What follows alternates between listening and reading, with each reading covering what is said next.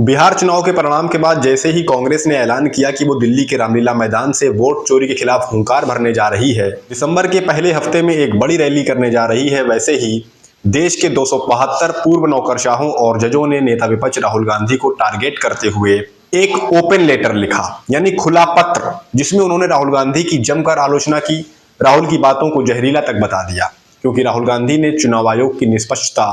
और उसके काम करने के तौर तरीकों पर सवाल उठाए हैं और सबूतों के साथ कई राज्यों में वोट चोरी की पोल खोली है। इन 272 लोगों में 123 रिटायर्ड अफसर, 16 जज और 133 रिटायर्ड सशस्त्र बल के अफसर हैं।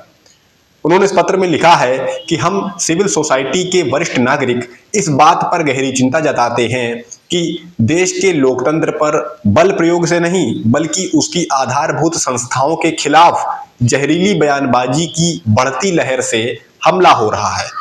कुछ नेता वास्तविक नीतिगत विकल्प प्रेजेंट करने की जगह अपनी नाटकीय राजनीतिक रणनीति के तहत भड़काऊ पर निराधार आरोपों का सहारा लेते हैं। भारतीय सशस्त्र बलों के पराक्रम और उपलब्धियों पर सवाल उठाकर और न्यायपालिका, संसद और उसके संवैधानिक पदाधिकारियों की निष्पक्षता पर सवाल उठाकर उन्हें कलंकित करने के उनकी कोशिशों के बाद अब चुनाव आयोग की बारी है। चुनाव आयोग की ईमानदारी और प्रतिष्ठा पर व्यवस्थित और षड्यंत्रकारी हमले हो रहे हैं।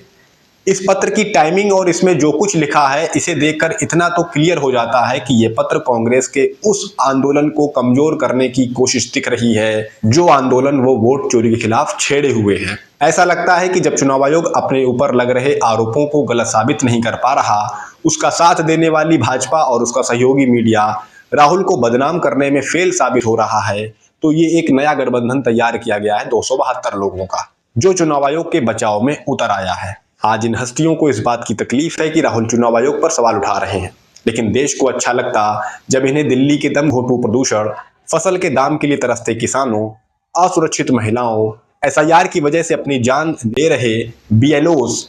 वोटिंग के अधिकार से वंचित किए गए बिहार के लाखों लोगों, ट्रेनों की बदहाली जैसी कई समस्याओं पर चिंता जताते।